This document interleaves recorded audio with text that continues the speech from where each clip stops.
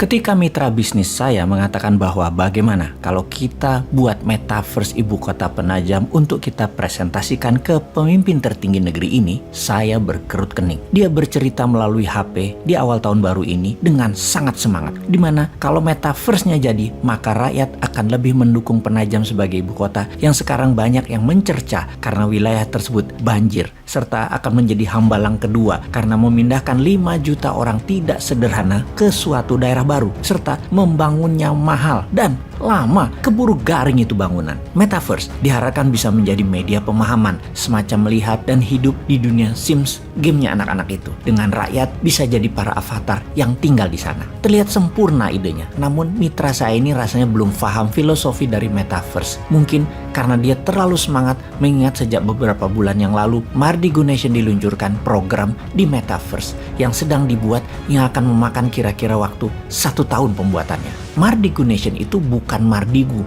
bukan Bosman World. Mardigu adalah kependekan dari filosofi perjalanan kehidupan yang mana mbah saya berikan kepada saya.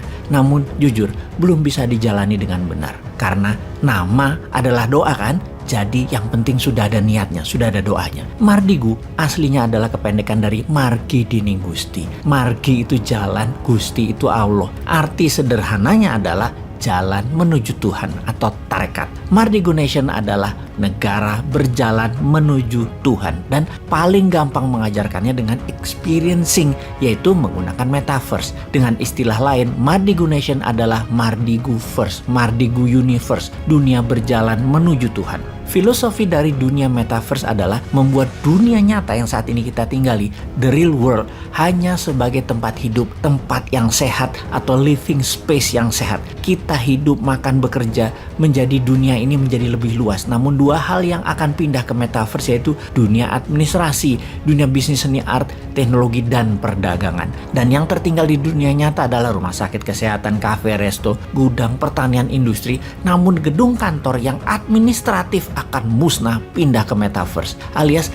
kalau metaverse dibawa ke ibu kota yang baru yang 90% adalah kegiatan administrasi, maka semua itu bisa tidak jadi dibangun.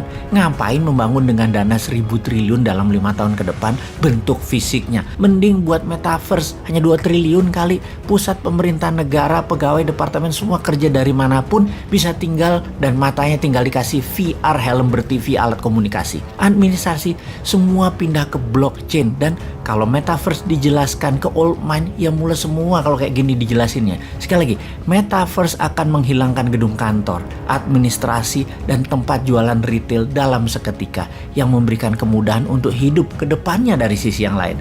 Jadi mulai paham ketika kita mengatakan Penajam tak perlu dibangun sebagai pusat pemerintahan secara masif fisiknya, buat saja secara digital. Ini akan menohok old mind. Namun kalau old mind berani berubah menjadikan metaverse versinya, maka Indonesia akan menjadi negara pertama di dunia yang pusat pemerintahannya 100% digital. Itu sangar namanya. Oke deh sahabat, banyak yang masih wagu atau gamang dengan metaverse yang mungkin 10 tahun lagi baru bisa jadi secara nyata dan real. Jadi ingat-ingat seperti beli Bitcoin di tahun 2010.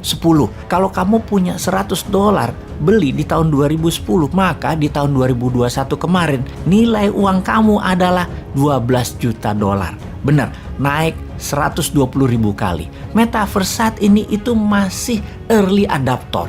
Mau ambil peluang di metaverse atau masih mau bikin fisiknya itu di Penajam, ya monggo. Semua ini nanti Anda kok yang dicatat dalam sejarah ke depannya, bukan kami. Kami mah punya usulnya revolusioner. Jadi balik ke metaverse yang Mardigu Nation yang akan pakai emas alat tukarnya. Emasnya dinaran tentunya. Dan akan kita mulai dari Bali First dalam Mardigu Nation Universe untuk menjadi pemahaman sahabat supaya Indonesia nanti punya universe di metaverse. Diawali dengan Penajam First, maka ini adalah penjelasan singkat apa itu metaverse agar Anda semua nggak pusing-pusing lagi dengan apa sih itu metaverse. Ini penjelasan sederhana ala Bosman. Di cara lama, bisnis dan kehidupan itu ada 1. Pasar atau tempat komunitas jual beli. 2. Pelaku pasar yaitu penjual dan pembeli. 3. Transaksi atau penjualan dan pembelian. 4. Catatan transaksi atau dokumen pembukuan. 5. Alat tukar atau mata uang atau currency. 6. Dagangan, barang yang dijual beli. Jadi kemudian di metaverse bagaimana? Di metaverse itu begini. Metaverse itu adalah pasar living space-nya. Avatar itu mewakili pelaku pasar. Transaksi ya transaksi. Kemudian blockchain itu dokumentasi atau pembukuan. 5. Cryptocurrency itu adalah mata uangnya di metaverse. Dan terakhir, NFT itu barang dagangan. NFT itu bisa mandiri sebagai produk digital atau bisa juga sebagai avatar mewakili produk non-digital. Sementara avatar itu adalah Anda yang dilengkapi dengan kecanggihan AI. Jadi bayangkan kalau manusia Indonesia di Penajam First adalah para avatar yang pada akhirnya bisa membuat dirinya di dunia nyata menjadi manusia unggulan beneran.